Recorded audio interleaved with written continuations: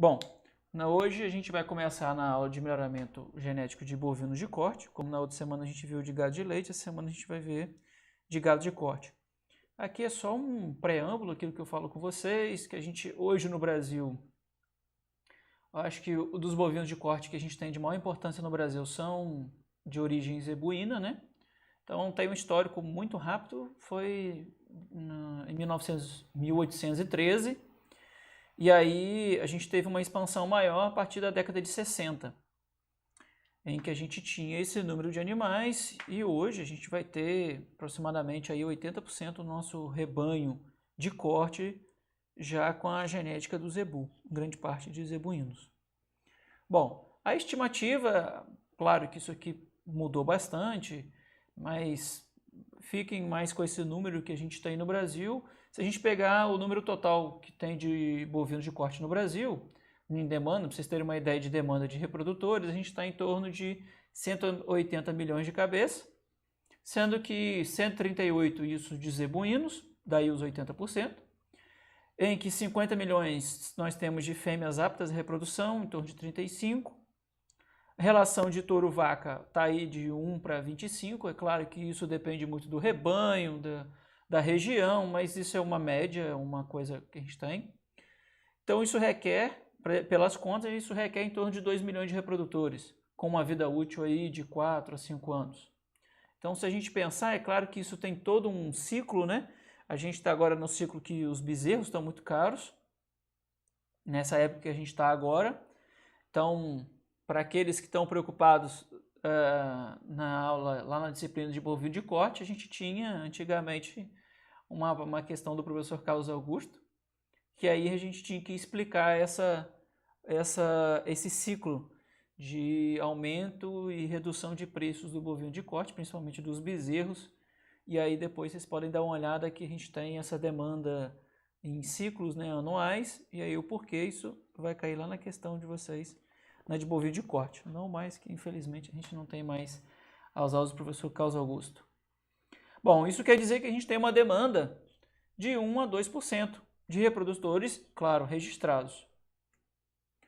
Bom, daí então, se a gente está falando de número de animais, número de reprodutores, demanda, isso quer dizer que a gente precisa entrar na área de seleção.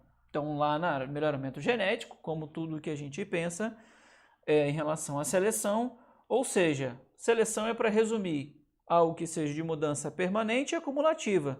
Isso quer dizer que eu preciso escolher animais que serão pais na próxima geração. Daí, então, a definição nossa de seleção, que vocês me vêm falando em todas as aulas praticamente.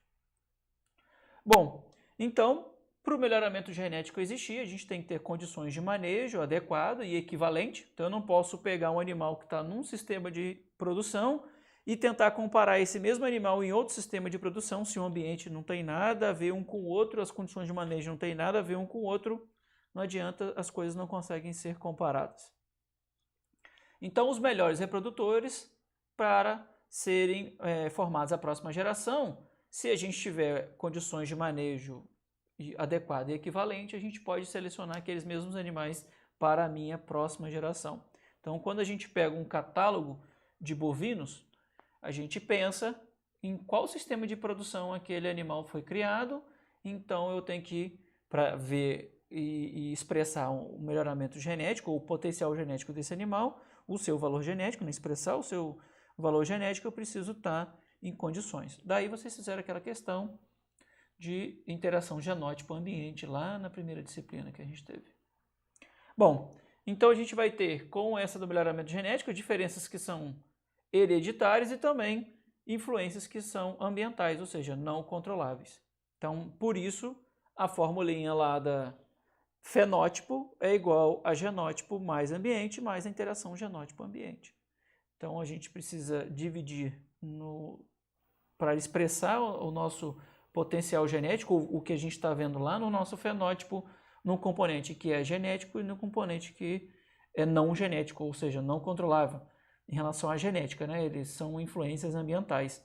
Daí, a partir disso, a gente vai ver o potencial, ou seja, o quanto eu estou vendo daquilo que é genético, ou seja, eu preciso ter uma medida que vai expressar o quanto a genética está sendo influenciada naquele fenótipo. Daí o que a gente chama de herdabilidade, né? Então a gente divide a herdabilidade entre baixa, média e alta. E aí, de acordo com cada espécie doméstica, a gente pensa entre o grau de o que significa ser baixa, média e alta. E dentro de plantas também a gente tem essa diferença, né, entre baixas, médias e altas. Bom, então a gente tem algumas características que serão utilizadas, né, e como a gente vai ter aqueles critérios. E a resposta em que cada uma das características é inversamente proporcional ao número de características. Então é claro que se eu tiver um número muito alto de características, eu posso ter ali uma característica que tem correlação negativa entre duas, posso ter características que são positivas, por exemplo, as mais comuns, né, que a gente tem é circunferência escrotal com peso sobre ano ou maturidade sexual. Então eu posso escolher lá a primeira característica, que é a circunferência escrotal, já focado lá na minha outra característica. Só que em contrapartida, quando a gente pensa em características e seleciona características produtivas, a gente tem uma correlação negativa com características reprodutivas. Então a gente tem que criar meio que uma balança entre as características para a gente não acabar forçando, ter um foco no melhoramento de uma característica que no final a gente pode ter uma perda reprodutiva, né? Então a gente pode perder uma geração, porque aquela geração não vai se reproduzir. Então algumas características que a gente tem é fertilidade, seja precocidade sexual e capacidade reprodutiva, ganho de peso até desmama ou dias para ganhar 160 quilos entre o nascimento e a desmama. Então são características que geralmente a gente quer, são produtivas, né? Então a gente tem as produtivas e as reprodutivas. Outra característica que a gente tem é a habilidade materna, ganho de peso, pós-desmama ou dias para ganhar 240 quilos, ou entre a desmama e o abate. Então a gente tem vários fenótipos de interesse comercial que a gente tem que levar para o melhoramento genético. Então quem vai ditar qual característica que a gente vai ter uma ponderação maior ou menor é o mercado, né? Como a gente já vem conversando ao longo dessa disciplina. Bom, outra característica que a gente vai ter é ganho de peso, ou seja, quilograma de ganho para quilo de alimento. Se a gente inverter essa equação, a gente também pode ter quantidade de quilo de alimento para cada quilo de ganho. Então, a gente vai ter entre a eficiência de ganho e também a inversa da eficiência de ganho. Valor da carcaça produzida. Então, hoje a gente tem muito da qualidade de carcaça. Então, a gente, quando vai no abatedouro, o abatedouro já está dando bonificações de acordo com a qualidade da carcaça produzida. Adaptabilidade. Então, a gente conversou já muito sobre adaptabilidade e hoje tem uma característica que está sendo focada mais, nem chama mais adaptabilidade, a gente chama de resiliência.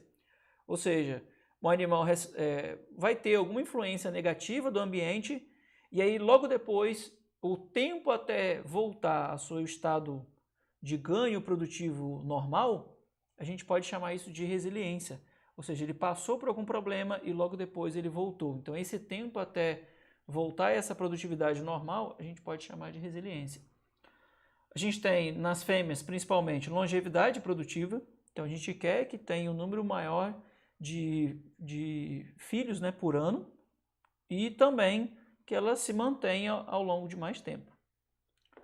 Temos também a capacidade funcional e a ausência de defeitos hereditários. Então, dependendo do defeito hereditário, a gente acaba até descartando esse animal. Então, defeitos reprodutivos e morfológicos, a gente pode até, dependendo do grau que a gente tem desses defeitos, a gente acaba descartando esses animais. Então, o que a gente tem de crescimentos e possíveis efeitos ambientais? Bom, o que a gente já conversou lá desde a outra? A gente tem os efeitos fixos e os efeitos aleatórios. O que a gente chama de efeito fixo é aquilo que eu controlo, aquilo que eu consigo mensurar, mas em relação à minha característica. Então, imagine assim, o animal nasceu de sexo masculino ou feminino. Isso vai interferir diretamente em várias características nossas. Por exemplo, peso sobre ano, capacidade reprodutiva, grau de acabamento de carcaça, ou seja, a quantidade de gordura que ele vai colocar na carcaça. Então, esses efeitos que a gente consegue controlar e medir, a gente chama de efeito fixo, como a gente conversou na outra disciplina. E aqui eu vou começar a falar desses efeitos. Então, alguns exemplos desses efeitos, né? A gente pode chamar de sexo, efeito de fazenda. Então, grupos de animais na mesma fazenda, nascidos no mesmo ano, na mesma estação, a gente pode ter o ambiente todo equivalente para esses animais. Então, se eu quiser medir o quanto esse animal é superior à sua média populacional, eu vou ter que corrigir ou levar em consideração esse grupo contemporâneo. Aí esse grupo contemporâneo é mais para resumir todas essas informações que a gente tem desses animais. Então aqui são alguns exemplos, os exemplos mais comuns, que é ano, sexo e estação que o animal nasceu. Às vezes, se eu quiser colocar uma amostra de fazenda dentro de um total de uma região, eu falo assim, olha, os animais nascidos nessa região tendem a performar de tal maneira. E aí a fazenda ela não vai entrar mais como um grupo fixo, ele vai entrar como efeito aleatório, porque é simplesmente uma amostra de várias fazendas de uma região. Agora, quando eu quero comparar uma fazenda contra a outra fazenda, aí ele entra como um efeito fixo, porque eu quero fazer comparações. Então, assimile assim, quando eu quero comparar efeitos, por exemplo, tipo de ração, sexo de animal, será que macho ganha mais peso que fêmea? Será que macho vai ter uma performance em ganho, em grau de acabamento melhor ou pior que fêmea? Será que macho vai ser mais precoce ou pior que fêmea? Então, quando eu tenho esse tipo de comparação, eu tenho um efeito fixo. Quando eu quero simplesmente pegar uma amostra de uma população, por exemplo, eu quero falar da região norte fluminense, e aí eu estou pegando algumas fazendas para tentar caracterizar essa região norte fluminense. Eu não quero comparar a fazenda 1 contra a 2, eu quero simplesmente pegar uma amostra das fazendas. Isso é muito mais comum quando a gente pega o número de animais. Por exemplo, eu quero comparar o ganho de peso do Nelore. Quero falar, olha, a média do Nelore em ganho de peso na região norte fluminense é de tanto. Então eu não vou pegar todos os animais, eu não vou contar todas as cabeças de gado que tem aqui na região. Não, eu vou pegar uma amostra da região e aí eu vou comparar isso. Entendeu? Então a gente tem, dentro disso, as diferenças genéticas entre os animais de um rebanho que possa ser corretamente avaliada. Então, quando eu pegar um rebanho que vai ter certo sexo, nascido da mesma fazenda, no mesmo ano, na mesma estação, eu vou ter uma média de toda essa população e vou ter animais que vão ir acima da média e abaixo da média. Dependendo da característica, imagina se for uma característica em ganho de peso, eu tenho interesse de ganho de peso, eu vou pegar aqueles que desviam a mais da minha média. Então daí vem um efeito aleatório. O efeito aleatório ele desvia de uma média, enquanto o uso da população a gente calcula como um todo, né? A gente calcula uma média. Então a gente tem o grupo de manejo, se aplica as diferenças de alimentação, composição etária, entre todos os animais, diferentes instalações. Então eu vou pegar alguns efeitos que vão tentar explicar o que possa dar de diferença entre esses animais, que não seja genético. Então é tudo que não seja genético. A gente vai usar como esses grupos. Então grupo de contemporâneo, grupo de manejo, ano de nascimento. E aí, por que o ano de nascimento a gente tem que colocar ele como um efeito fixo? Bom, a gente tem a quantidade de chuva do ano, a temperatura daquele momento, a umidade do ar. Então, a gente pode ter alguns anos que eles vão ser atípicos. Daí eu não posso dizer que aquele animal ele performou melhor ou pior naquele ano por causa de sua genética. Então, eu vou colocar todo mundo na mesma base. Daí eu posso colocar ainda, além do ano, o mês de nascimento, estação de nascimento. Daí, dependendo da região que a gente tiver, o animal pode nascer na época das águas ou da seca. Então, as condições de manejo desses animais também podem ser diferentes de acordo com a época que ele nasce. Por isso, tão importante. Se eu não colocar o ano de nascimento, estação de nascimento, é como se eu estivesse comparando todo mundo na mesma época. E isso não vai ser verdade. Às vezes, o animal não vai mostrar o potencial genético nele porque o ambiente não favoreceu esse potencial genético. Então, a idade da vaca também. Então, a idade ao primeiro parto ou a idade ao parto desses animais, da sua mãe, isso tende a ter umas mudanças após o primeiro parto, ou após a idade ao primeiro parto da mãe. Isso, nós temos mudanças pré e pós-natal.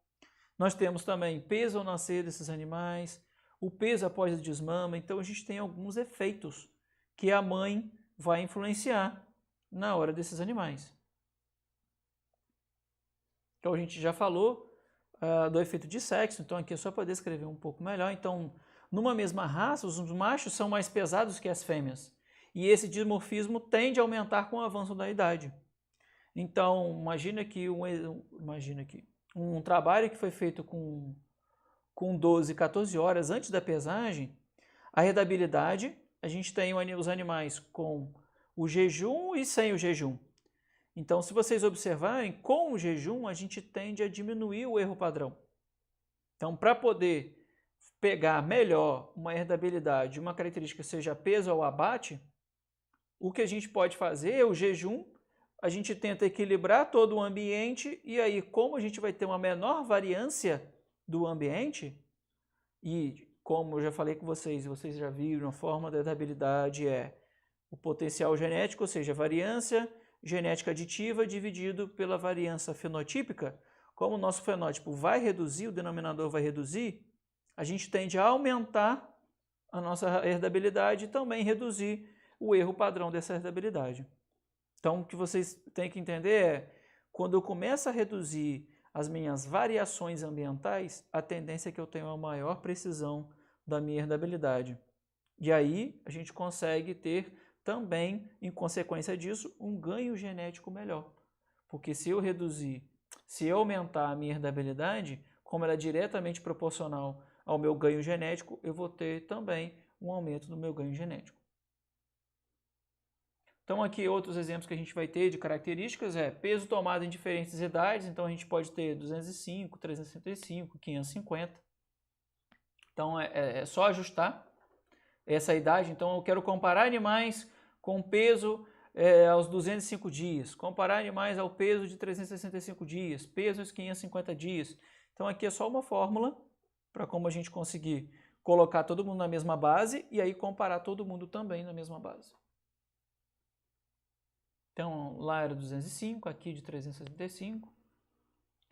Aqui, se eu quiser, por exemplo, uma característica minha ser o ganho médio diário, o ganho até a desmama, o ganho diário dos 365 aos 550. Então eu posso pegar diferentes faixas e aí comparar o potencial genético desses animais nessas diferentes faixas. E aí escolher, fazer a minha seleção e escolher os animais que serão acasalados na minha próxima geração.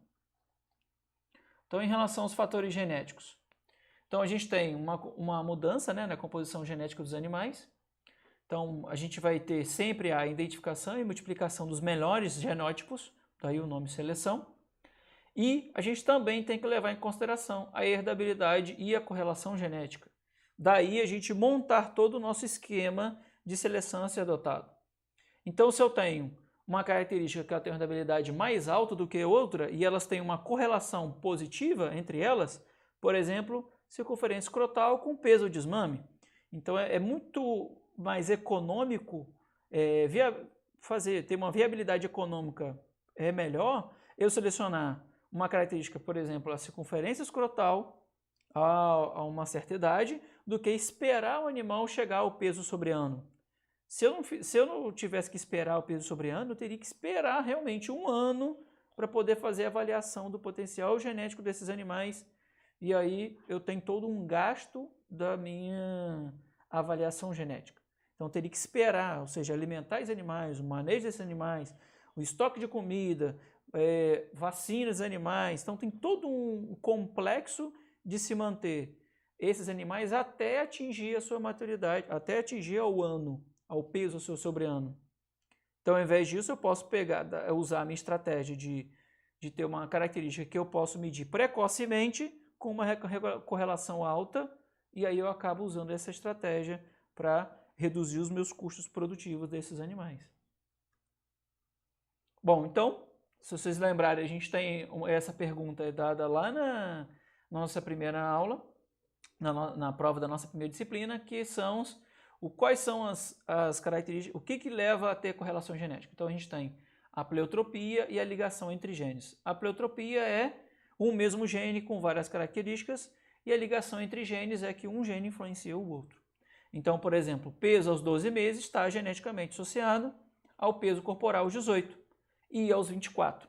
Então, quanto mais próximo à idade, mais próximo temporalmente, a gente tem uma correlação mais alta. Então, por mais que eu use uma correlação de peso aos diferentes anos, quanto mais próximo, mais fácil de eu prever. Daí a correlação mais alta, né? Então, 80% quase aos 18 e 59% aos 24. Outra coisa que a gente pode ter são as correlações ambientais, ou seja, duas características podem ser influenciadas pelas mesmas diferenças de condições ambientais. E a correlação fenotípica, a correlação entre duas características pode ser diretamente observada, ou seja, eu observei a circunferência escrotal, observei o peso sobre ano e aí eu calculo essas minhas correlações. Aí eu tenho a correlação fenotípica. Para eu ter uma correlação genética, eu preciso fazer uma análise estatística em que eu vou ter os valores genéticos para cada animal. Então eu vou ter um vetor de valores genéticos para cada uma das características e aí eu calculo a correlação desses vetores genéticos. Só a correlação fenotípica ela é calculada em cima do observado. A correlação genética é em cima do predito, geneticamente. Beleza.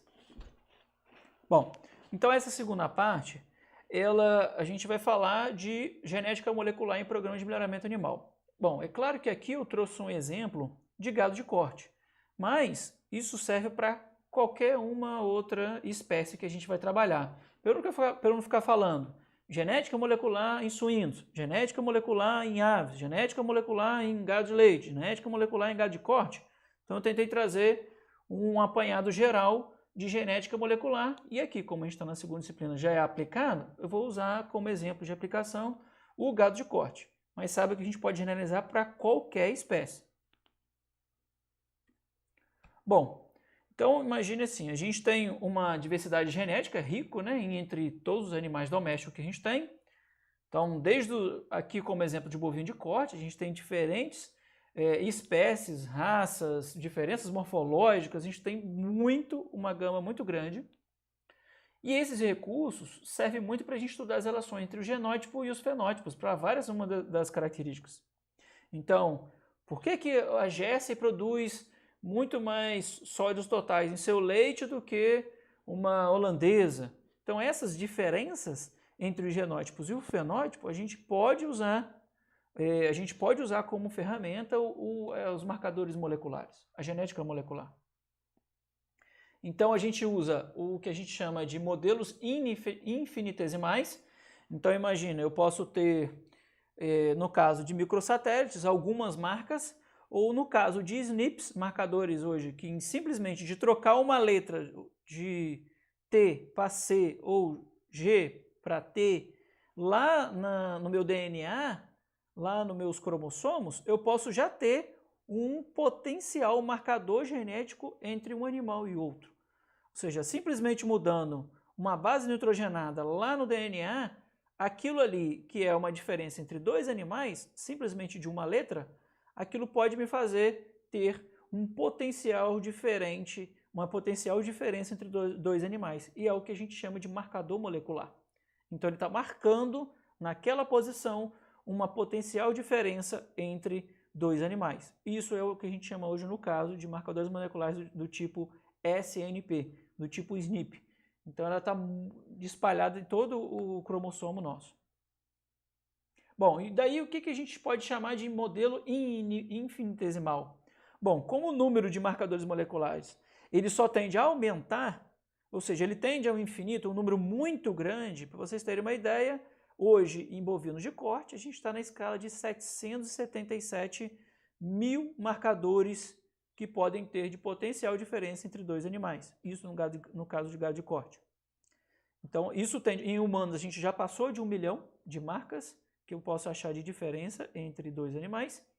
Então, imagine um modelo que eu vou ter Y mais aquela marca, mais a primeira marca, mais a segunda marca, mais a terceira marca, até a última marca. Então, é como se fosse um modelo de regressão que vocês viram lá em estatística, só que na hora de somar as letras, que seria A mais BX mais CX ao quadrado, só que imagine que eu vou ter A mais BX mais AZ mais todas as letras, imagine as combinações de letras, então eu vou calcular um valor de A para cada um dos meus marcadores moleculares. Imagina que eu tivesse A1, o marcador 1, A2, marcador 2, A3, marcador 3, A4, marcador 4. Então essa regressão é o que a gente chama de modelo infinitesimal, porque ele tende a ser um modelo de adição, então é A1 mais A1x1 mais A2x2 mais A3x3 mais A4x4 mais até o último marcador. Então, por isso a gente chama de modelo infinitesimal, que é simplesmente ele tende ao infinito. Só que isso vem em contrapartida, não é só que isso vem em contrapartida, porque imagine, a gente tem características de baixa heredabilidade, por exemplo, de reprodução, ou características que são ligadas ao sexo, por exemplo, produção de leite. Eu não posso medir produção de leite em boi, eu não posso produzir produção de ovos, eu não posso medir produção de ovos em galo. Então, como isso é limitado a um sexo, ou características reprodutivas que são de baixa heredabilidade, por exemplo, produção, qualidade de sêmen ou taxa de gestação, essas características que são de baixa heredabilidade, elas são muito difíceis de mensurar. Então, a variação ambiental é muito alta. E ainda a variação da genética também, por a gente medir em cima da fenotípica, isso vai trazer uma variação também muito alta. E, por consequência, eu vou ter uma alta variação da minha heredabilidade. Porque se a variabilidade for alta, consequentemente, eu vou ter no meu denominador um valor alto. Se eu tiver no denominador um valor alto, eu vou ter um valor baixo de heredabilidade. Daí o meu ganho genético tende a diminuir. Então, a genética molecular, ela veio em contra... Para quê? Para que a gente tenha uma maior precisão da herdabilidade e, consequentemente, eu vou ter também uma maior herdabilidade. Então, se eu tiver uma redução da minha variância minha variância fenotípica, o aumento da minha variância genética, naquele momento no que eu estiver explicando é genético, e eu tiver ainda uma herdabilidade mais alta, eu vou ter o meu ganho genético mais alto. Outra coisa também é que se eu tiver uma avaliação em valores prematuros, às vezes o animal acabou de nascer. Eu não tenho como medir o fenótipo, por exemplo, uma produção de leite de uma fêmea que acabou de nascer. Então eu posso medir geneticamente e comparar com alguém que é próximo geneticamente com ela.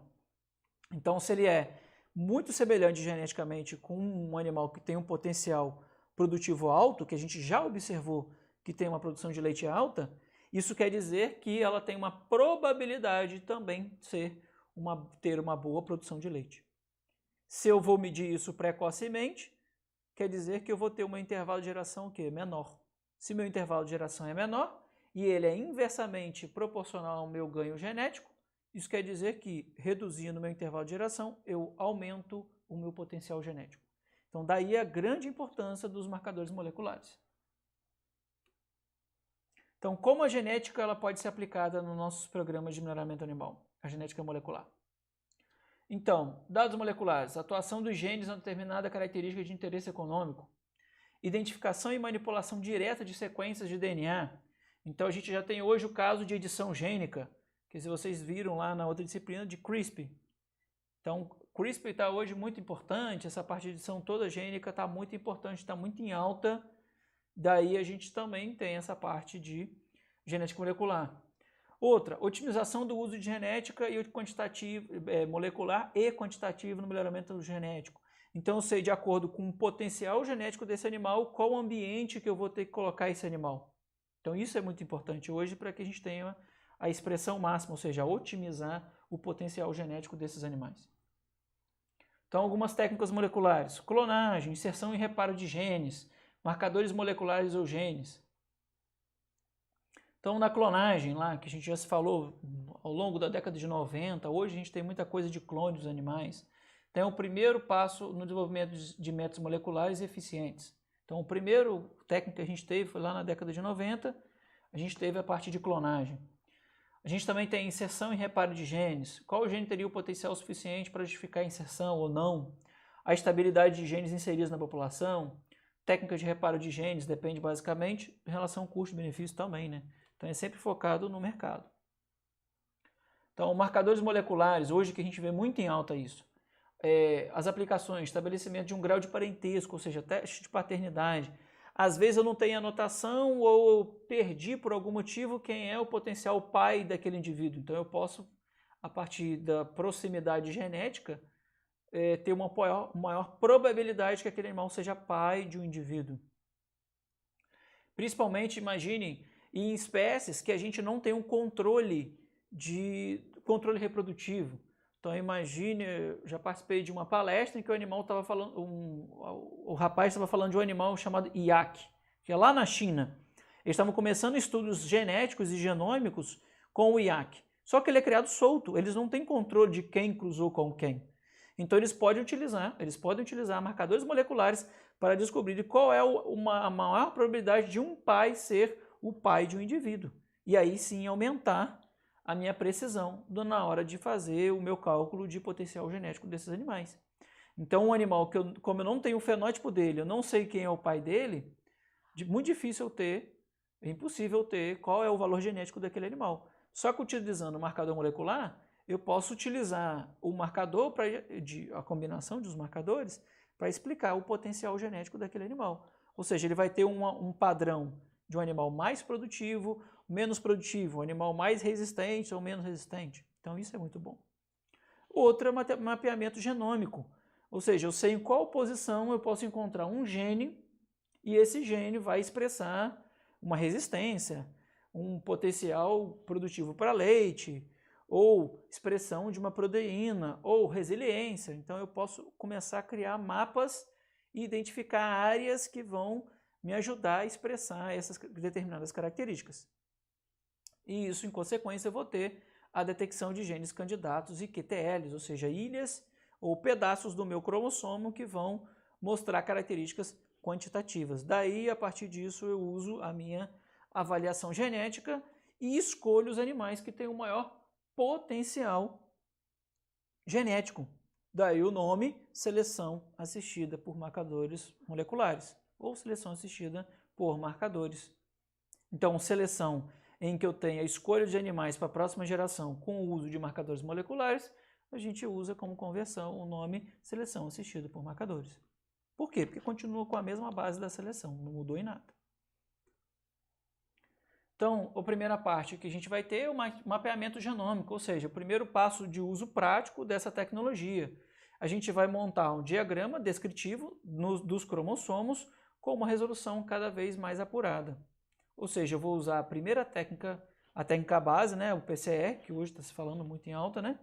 E aí lá no PCR eu vou ver com qual letra vai estar ali, se vai ser A, C, T ou G. Então essa combinação de letras, ou essa mudança entre um animal e outro naquela posição, eu vou ter o meu potencial marcador genético ou não. Então o uso da técnica hoje é a técnica do PCR como básica, né? Só que a gente tem uma série de gerações de equipamentos que vão cada vez mais passar informação diferente ou maior número de dados sobre o mesmo animal. Daí, quando se começou, a gente tinha alguns pequenas dezenas de marcadores moleculares, então tinha 50, depois foi aumentando para 200, hoje em dia a gente já está na faixa de milhares e milhões. Então se a gente está falando na área de humanos, a gente tem milhões de marcadores. Para bovino de leite, bovino de corte, dependendo, é claro, da espécie, a gente está na casa já dos milhares, caminhando para os milhões. Então, detecção e estudo de QTLs. Então a gente tem marcadores moleculares que estão espalhados por todo o genoma. E a gente tem necessidade de escolher uma população com delineamento apropriado para esse fim. Aí a gente utiliza os métodos estatísticos, daí que eu falei, um dos métodos estatísticos é a regressão, como a gente já vem falando, foi aquilo que vocês viram lá na estatística básica e experimental. E aí o uso dessas técnicas, que só tem aumentado de acordo com o número de informação que a gente tem que otimizar nossas técnicas estatísticas para que a gente tenha também reduzido o tempo de análise estatística, porque não adianta a gente propor uma análise que vai demorar 3 meses, 4 meses para encontrar um resultado.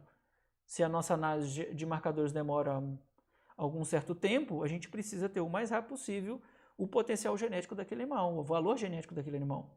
Então a gente também tem que apurar, junto com a tecnologia de marcador molecular, os nossos métodos estatísticos também.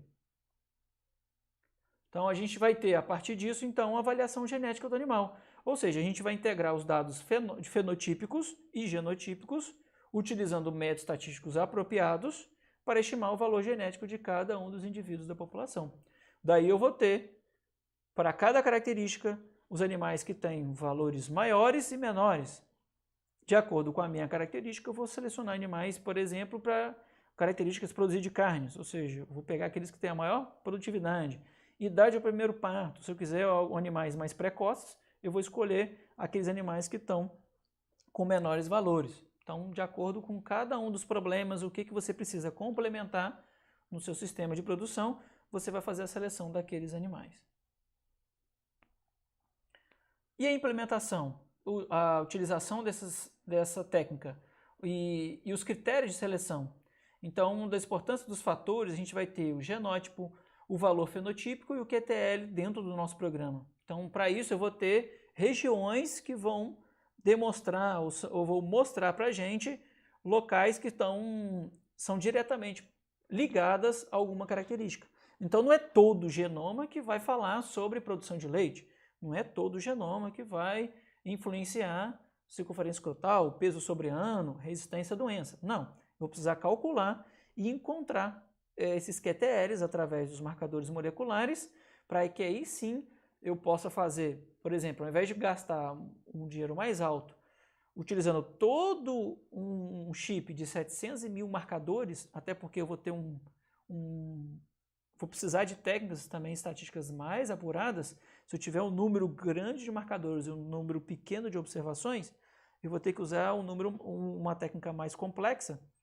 E aí, em contrapartida, o que muitos fazem é pegar dentro dos 770 mil, ou dentro de 1 milhão, dependendo do número de marcadores que você tem, de alta densidade, reduzir para marcas que você já sabe que são diretamente ligadas às características de interesse. Então você pode reduzir o chip, em vez de ter 770 mil marcadores, eu posso usar um de 30 mil, um de 50 mil, que também vai me ajudar muito a otimizar na hora da seleção.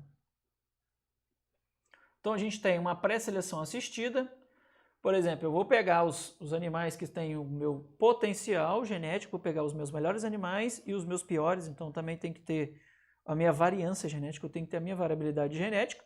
Então aqui, por exemplo, eu tenho um pai e a mãe, só que eu quero um animal que vai expressar essa parte do pai, ou seja, esse Mzão. Então eu quero que ele seja muito semelhante ao pai em relação a esse Mzão. Já o Mzinho não me importa tanto. Então, se eu quero um animal que seja mais parecido com o pai, aos filhos eu sequencio eles, então eu pego isso e uso a técnica de marcador molecular, e dentre os filhos eu encontro aquele que tem o padrão parecido com o pai, de interesse econômico. Então, dentre os filhos, aquele que tem uma maior semelhança com o pai, eu faço a minha seleção e escolho porque ele vai ter o maior potencial genético de ser superior, de ganhar prêmio. Então eu vou ter, através da minha técnica, eu posso usar precocemente e escolher aqueles animais que vão seguir para a próxima geração. Daí o nome, seleção assistida por marcadores moleculares. Bom, em bovinos de corte, existe uma série de marcadores moleculares, então potencial de desempenho, crescimento, precocidade, qualidade de carcaça, rendimento de corte, doenças congênitas, resistência a parasitas. Aqui, teste de maciez de carne, então ficou muito famoso na época que conseguiu sequenciar isso. Então, se tem lá um gene, lá no cromossomo 7 de calpastatina, lá já descobriu que tem um complexo enzimático que atua no tecido muscular após o abate, sendo responsável pela inativação de enzimas de calpaínas, ou seja, que estão ligadas à maciez da carne. E também a menor maciez observada, essa menor maciez, né, que a gente tem observado no gado zebuíno, é devido a uma grande quantidade de calpastatina, quando comparado aos animais de origem taurina. Então o que a gente faz é utilizar e selecionar animais que têm esse cromossomo mais parecido com o da taurina. Daí, a gente vai selecionar os animais que têm a maior maciez de carne. Como que eu posso fazer isso? Ver a expressão dessa proteína, ter isso como fenótipo e selecionar os animais. E eu vou ter também esses animais, como eu tenho o meu fenótipo, maciez da carne, eu vou ter o meu genótipo, usar os meus marcadores para saber aqueles que têm a maior maciez. E aí eu posso também escolher e achar genes candidatos, né? Por exemplo, esse que está no cromossomo 7. Foi assim que foi feita essa técnica, né? Teste de marmorização. Então, eu também posso utilizar e avaliar em animais que têm a maior marmorização contra animais que têm a menor marmorização e ver o que esses animais têm geneticamente diferente um do outro. Então, eu já conheço a fisiologia, como é que funciona essa rota, o que vai fazer um animal ter um maior grau de marmorização e o outro menor, e aí eu posso usar a técnica de marcador molecular para ver qual marcador está diretamente ligado a essa minha característica. Então aqui o exemplo, por exemplo, esse o Wagyu. Então o crescimento e diferenciação do tecido adiposo, principalmente nesses animais, é caracterizado por uma alta deposição de marmoreio na carne. Então, como considerações finais, a gente tem o uso de dados, né, de marcadores moleculares, exige modificações dos programas de melhoramento existentes. Então não é uma grande modificação, mas você vai precisar introduzir essas técnicas então e melhorar também a sua precisão do fenótipo. As avaliações genéticas com a incorporação dos efeitos desses marcadores levam a programas de seleção mais acurados, então todos os programas hoje praticamente já estão usando essa técnica, onde os indivíduos com maior potencial, mérito genético, tenham também a maior probabilidade de serem selecionados. Como isso é estatístico, gente, a gente utiliza modelos estatísticos através de probabilidades estatísticas, como vocês já viram lá na primeira disciplina, é uma maior probabilidade. Então esse animal vai ter, em média, valores superiores aos seus pares. Então uma probabilidade daquele animal expressar o seu potencial genético. Então é claro que cada programa deve criar o seu critério de seleção de acordo com os objetivos a serem atingidos pelo programa. Isso também leva em contrapartida um grande desafio, que consiste em aproveitar a informação molecular de maneira mais eficiente no ponto de vista economicamente justificável. Então não adianta eu ter 10 vaquinhas e mandar sequenciar todas e achar que isso vai ser viável economicamente. Então é claro que cada projeto e programa de melhoramento vai levar em consideração o seu tamanho, o quanto vai ter de retorno desse investimento para que seja viável, então, eu investir nessa técnica. Então isso tudo também vocês têm que levar em consideração. Não é porque a técnica é bonita, eficiente, que serve para todo mundo. Não, vocês têm que ver o que é economicamente viável para que se introduzir isso no seu sistema de produção. Beleza? Dúvidas?